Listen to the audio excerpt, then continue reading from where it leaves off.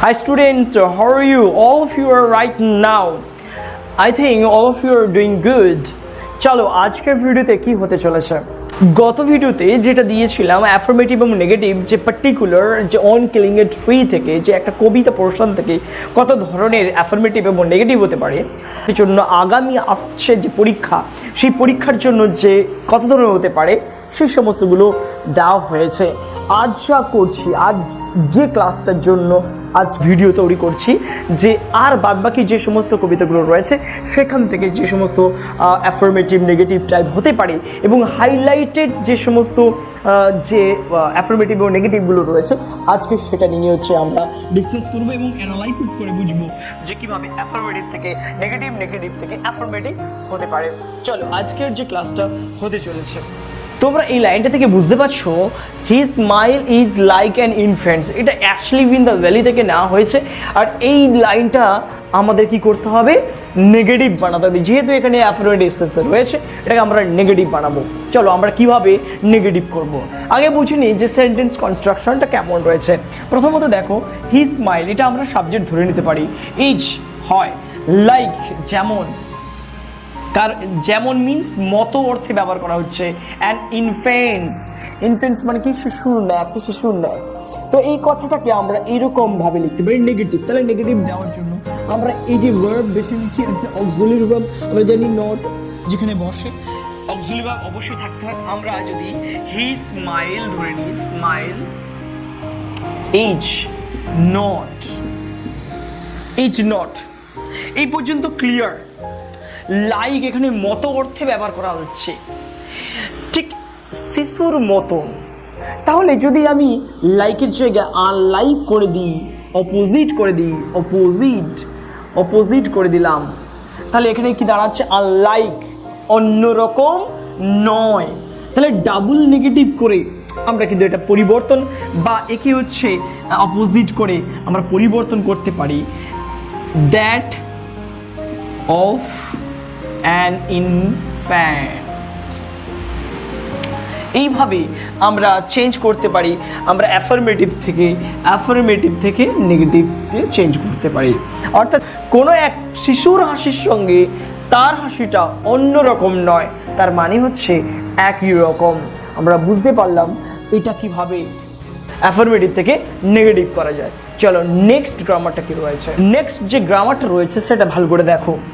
A soldier একটা সৈনিক, কমা দেওয়া রয়েছে, ভেরি ইয়াং খুব তরুণ, কমা দেওয়া রয়েছে, লাইজ ওপেন মাউথ মুখটা হাঁ করে শুয়ে রয়েছে। তাহলে দেখো এই যে সাবজেক্টের প্রথম কোয়ালিটি কি, very young. Second external information কি, সে মুখ হাঁ করে শুয়ে রয়েছে। A soldier very young lies open mouth, এই যে সেন্টেন্সটি যে কনস্ট্রাকশনটা একটা দেখো সিম্পল সেন্টেন্স রয়েছে, মিনস নাউন ইন অ্যাপোজিশন। এই যে নাউন ইন অ্যাপোজিশন এই ফ্রেজে রয়েছে।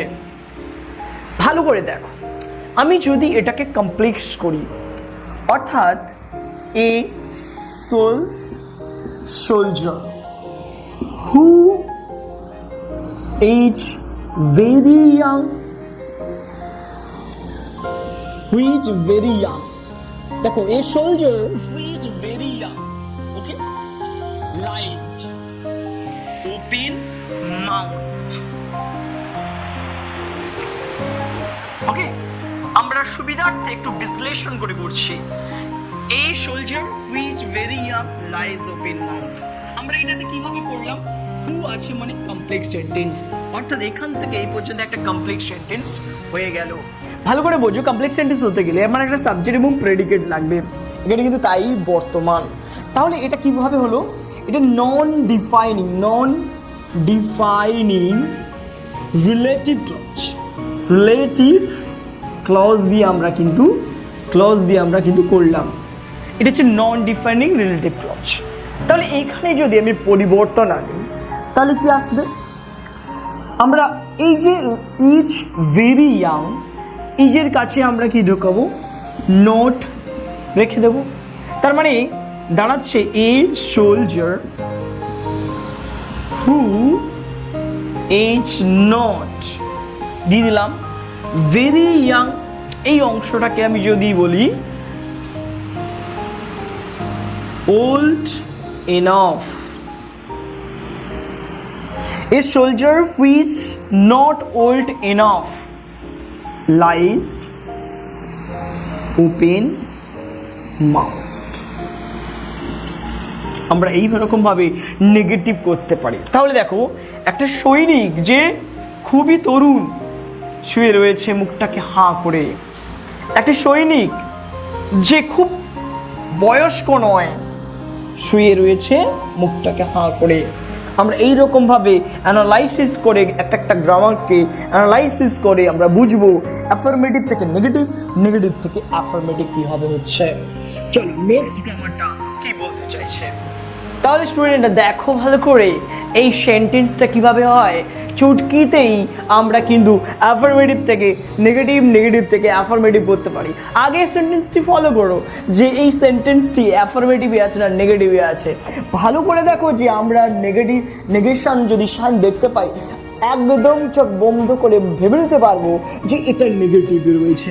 ভালো করে দেখো, humming insects, the humming insects don't মানে নেগেটিভ রয়েছে। আচ্ছা, আমাদের নট কিন্তু রয়েছে কন্ট্রাক্টেড ফর্মে, তাহলে আমরা লিখব ডু নট।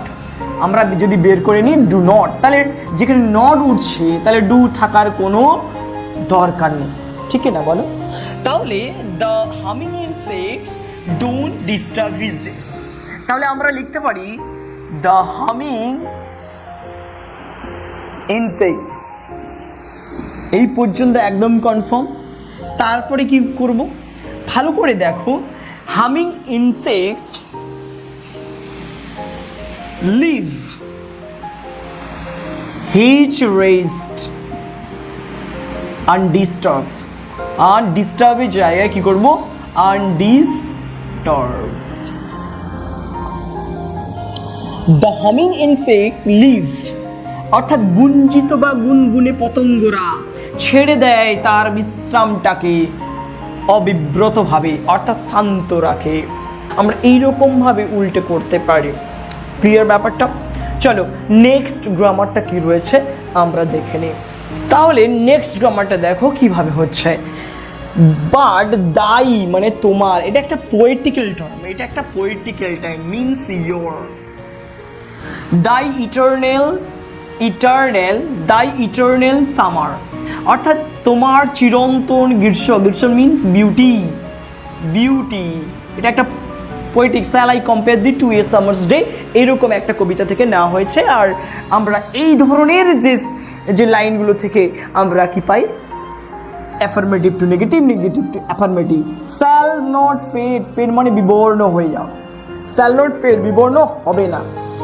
তাহলে এটাকে এইরকম ভাবে লিখতে পারি, বাট দাই ইটারনাল সামার, সামার শ্যাল, এই জায়গাটাই নোট আমাকে তুলতে হবে। তাহলে শ্যাল রিমেইন, কজেটিভ ওয়ার্ডস আমি নিয়ে এলাম, কজেটিভ ওয়ার্ডস মিনস ভার্বস, অর্থাৎ কজেটিভ ভার্বস নিয়ে এলাম। রিমেইন আনফেড, আনফেড আমরা এই কজেটিভ ভার্ব দিয়ে এটাকে অপোজিট করে দিলাম, অপোজিট করে দিলাম। আর এটা হচ্ছে কজেটিভ ভার্ব। এইরকমভাবে আমরা যে the eternal summer shall remain আনফেড, opposite করে দিলাম আনফেড, আনফেড অর্থাৎ যে তার চিরন্তন গ্রীষ্ম সর্বদাই অবিবর্ণিত থাকবে, অর্থাৎ কখনো কি হবে না, বিলীন হবে না, একই রকম থেকে যাবে। তাহলে আমরা এইরকম ভাবে নেগেটিভ থেকে অ্যাফার্মেটিভে নিয়ে আসতে পারি।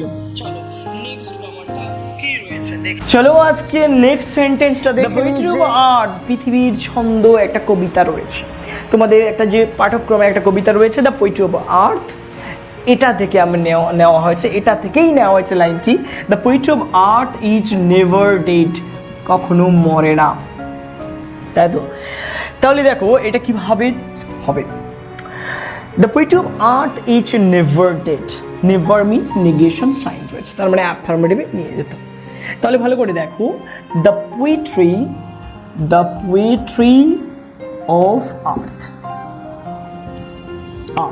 The poetry of earth is, নেভারকে অপোজিট করে দাও, এভার অর্থাৎ অলওয়েজ ব্যবহার করতে পারো, অলওয়েজ। ডেডের অপোজিট করলে কি হবে? অ্যালাইভ, মৃত, জীবন্ত। তার মানে পৃথিবীর ছন্দ ইজ অলওয়েজ, সর্বদাই প্রাণবন্ত থাকবে বা জীবন্ত থাকবে, কখনো মরবে না। ক্লিয়ার ব্যাপারটা? চলো নেক্সট গ্রামারটা, এটা তো খুব ইজি গ্রামার, একটা অপোজিট করে দিতে হয়ে গেল। আমার আশা করি এই গ্রামারগুলোতে খুব সমস্যা হবে না, একদম সহজ। শুধু ট্রিক্সগুলো বুঝে গেলে আর এর অর্থ অনুযায়ী যদি বুঝে যাও, তাহলে কিন্তু এই গ্রামারগুলো চুটকিতেই সব কিছু হয়ে যাবে।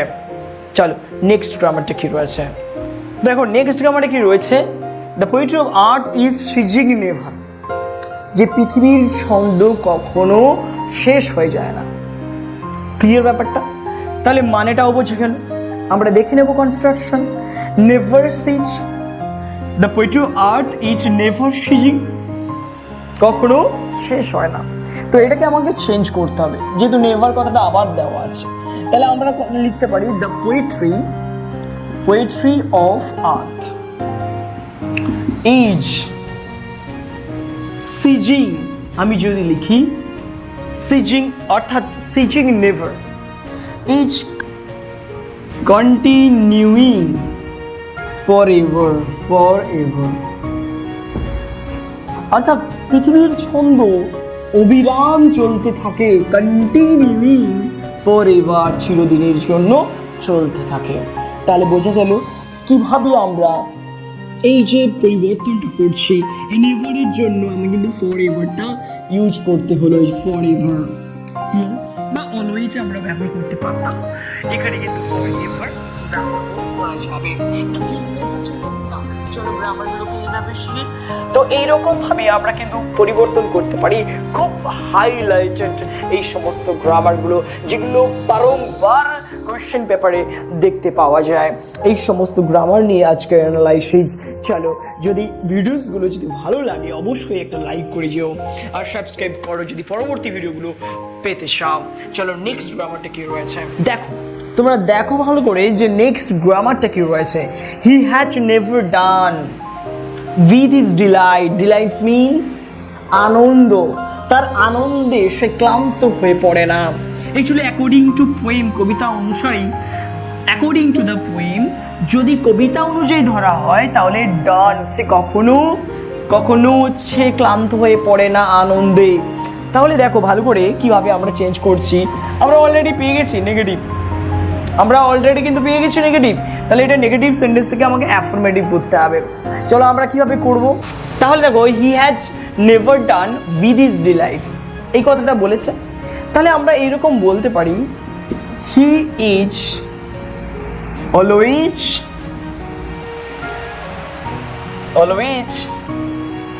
Engage in his delight. একটু পরিবর্তন করতে হলো, অনেকের বোঝা যাচ্ছে না বিষয়টা কি করে হলো। বলছে সে কখনো ক্লান্ত হয়ে পড়ে না তার আনন্দে, এটাই হচ্ছে বিষয়। তাহলে এটাকে পরিবর্তন করলাম কি, হি ইজ অলওয়েজ এনগেজড, সে সর্বদাই নিয়োজিত থাকে। হি ইজ অলওয়েজ এনগেজড অর্থাৎ সে সর্বদাই নিয়োজিত থাকে, ইন হিজ ডিলাইট, তার আনন্দে। আর এখানে দেওয়া আছে তার আনন্দে সে কখনো ক্লান্ত হয়ে পড়ে না। দুটো অর্থ কি এক নয়? দেখো কিছু কিছু ক্ষেত্রে আমাদের একটু পরিবর্তন ঘটাতে হচ্ছে। আমরা কিন্তু এইরকম ভাবে সর্বদাই কি হচ্ছে, তার আনন্দে মগ্ন থেকেছে অর্থাৎ নিয়োজিত থেকেছে, সে কখনো ক্লান্ত হয়ে পড়ে না। দুটো কথাটাই কিন্তু একই অর্থ দিচ্ছে। তো এইরকমভাবে আমরা আপাতত কবিতার যে সমস্ত ধরনের যে অ্যাফার্মেটিভ থেকে নেগেটিভ, নেগেটিভ থেকে অ্যাফার্মেটিভ আসে আমরা জানলাম, অ্যানালাইসিস করলাম। তোমাদের এই ভিডিওসগুলো কেমন লাগছে অবশ্যই কমেন্ট করে জানাতে পারো। চলো আজকের জন্য এইটুকু হোক। Thank you so much for watching this video.